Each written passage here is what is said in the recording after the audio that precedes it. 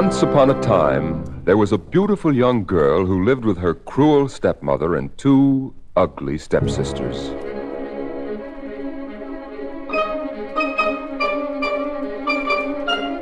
Cinderella!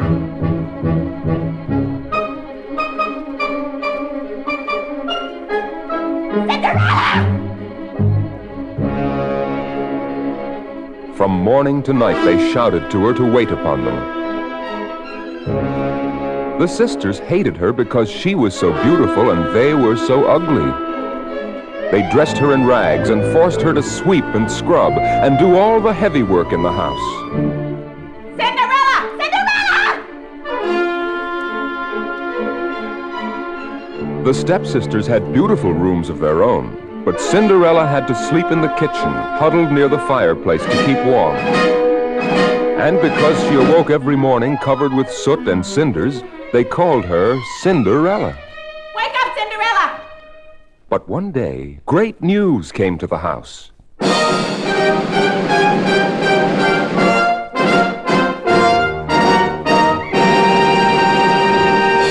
ye, hear ye! His Majesty announces a grand ball at the royal palace. Every maiden in the kingdom is invited. The prince will choose the most beautiful maiden at the ball to be his bride.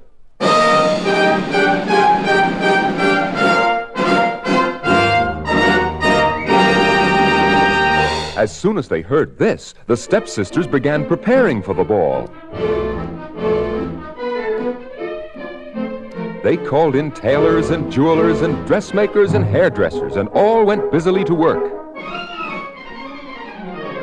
Old clothes, new clothes, stitch, stitch, so it goes.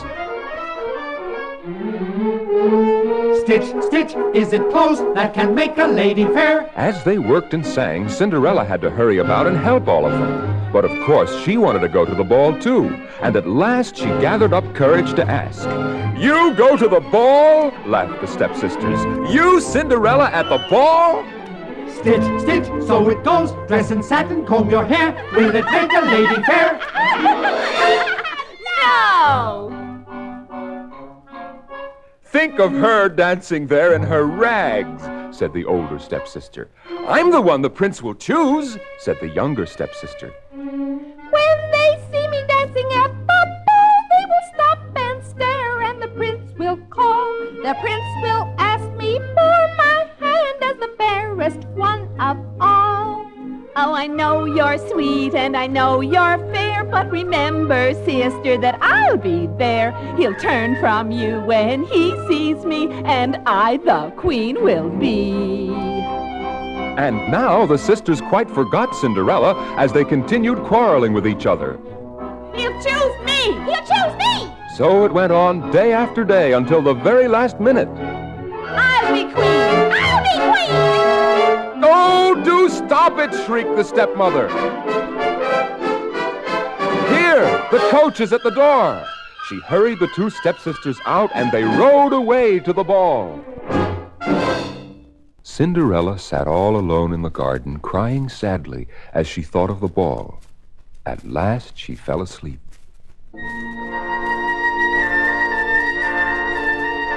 As she slept, she heard fairy voices.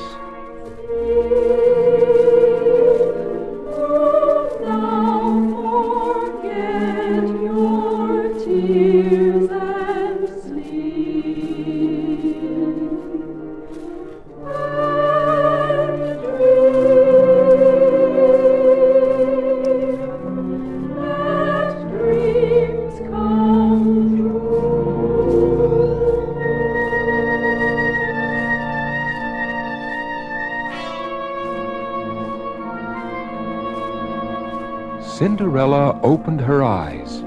Before her stood a sweet-faced old woman with a golden wand. "Cinderella," she whispered, "Cinderella, I am your fairy godmother." "Do I have a fairy godmother?" asked Cinderella. "Indeed, yes," said the fairy, "but no questions now. We must hurry."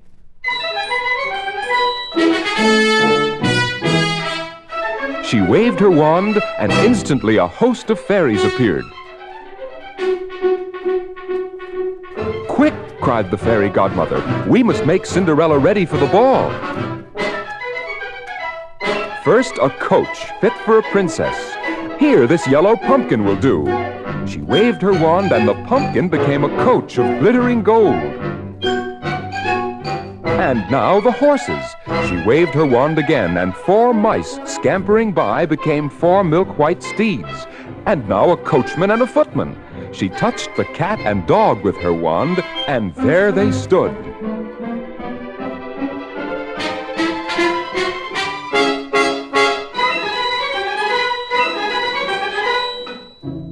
"But her dress," cried the fairies. "She can't go in these rags, and she needs slippers in which to dance." How shall we dress a maiden so fair? Let the stars of midnight shine in her hair. Let us of moonbeams weave her a gown, and spin in fairy glass the slippers she will wear. And dance until midnight. As the fairies sang, the fairy godmother touched Cinderella with the golden wand. Her rags became a gown of starlight and moonbeams. On Cinderella's feet gleamed 2 slippers of fairy glass. "But remember," cried the fairy godmother, "remember, my magic lasts only until midnight. Before the clock strikes 12, you must leave the ball, or the coach will change to a pumpkin again, the horses to 4 field mice, the coachman and footman to a dog and a cat, and you will be in rags again. And now, off with you to the ball."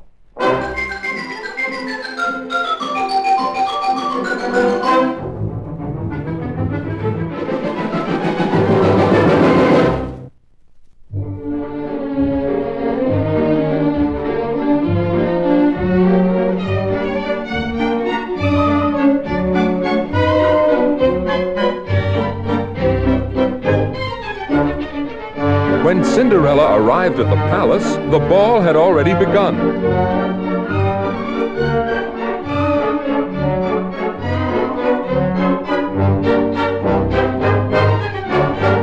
All turned to Cinderella when she came in, so beautiful was she. The prince had been sitting alone, but when he saw Cinderella, he stepped down from his throne to ask her to dance. Away they whirled as though they would dance on forever. Ever while the music is playing, you'll waltz with me, and you'll still hear me say, "Now I've found you, I will make you forever my queen."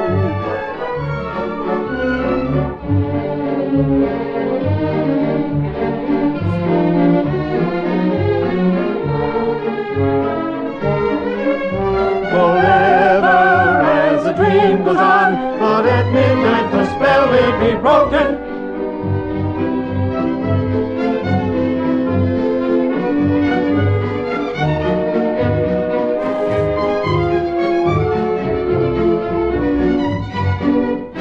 On and on they danced to the music.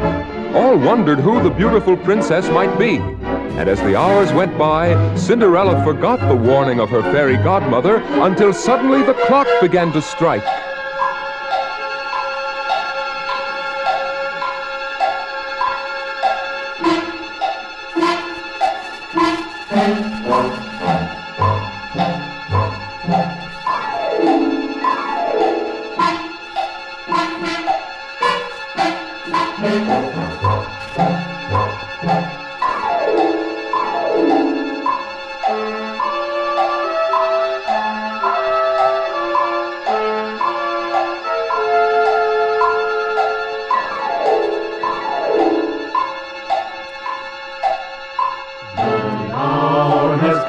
The dance is done, I hear the knell. The dance is done, the hour has come, now break the spell. The magic spell was over. She would be in rags again. Cinderella turned and ran down the length of the palace hall, through the door and down the palace stairs. As she fled, she dropped one of her glass slippers. At the foot of the stairs, no golden coach was waiting. Only a yellow pumpkin and a dog and a cat and 4 field mice scampering away. Of all her fairy godmother's magic, only one slipper remained. There stood Cinderella in rags again, with the slipper of glass in her hand.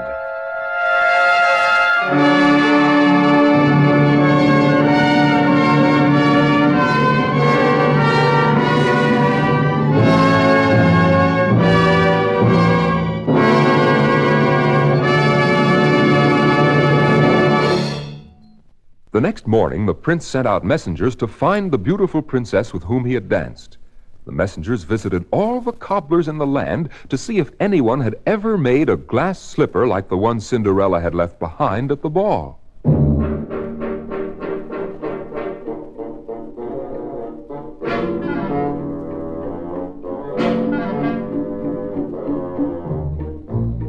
Oh, cobblers, tell me, have you ever made a shoe for a very pretty lass? Tap, tap, tap, tap, huh, what a question! Tap, tap, tap, tap, huh, what a question! Oh, cobblers, tell me, have you ever made a slipper like this of fairy glass? Tap, tap, tap, tap, huh, what a question! I make shoes of leather. I make shoes of paper. I make shoes of wood. But not of glass. We never have. With all our skill, we never will. Tap, tap, tap, tap. When the prince's messengers found no cobbler who could make such a slipper, the prince set out himself. "There's still one way to find her," he cried. "Somewhere in the land is the maiden whose foot this slipper will fit." From house to house he went, until at last he came to the stepmother's house. The older sister tried on the glass slipper. It didn't fit.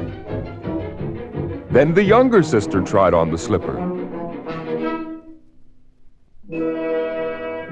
It didn't fit her either. "It must fit someone here," cried the stepmother. "Try it on me." They pushed and squeezed. It didn't fit. "Push harder," she cried. It didn't fit. "Harder, harder," she cried. And the glass slipper broke in 100 pieces. "Cinderella," she shrieked, "come here, sweep this up." Cinderella hurried in to sweep up the broken glass. As she kneeled down, the slipper she had saved from the ball fell from her pocket and lay shining on the carpet before the prince. "It's the other glass slipper," cried the prince. "Here, you try it on. You must be the princess I danced with at the ball." Cinderella tried on the slipper.